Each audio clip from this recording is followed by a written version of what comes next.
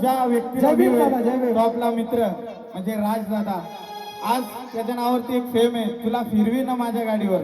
खास दादांच्या मुखातून ते गाणं आज आम्ही ऐकणार आहोत. त्यांच्याच आवाजात ऐकू, त्यांच्याच नक्कीच.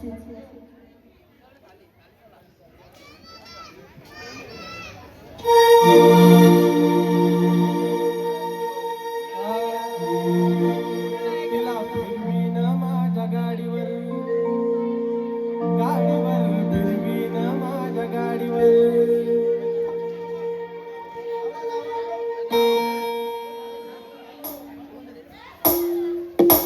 हे दादा आवाज दे दादा, आवाज.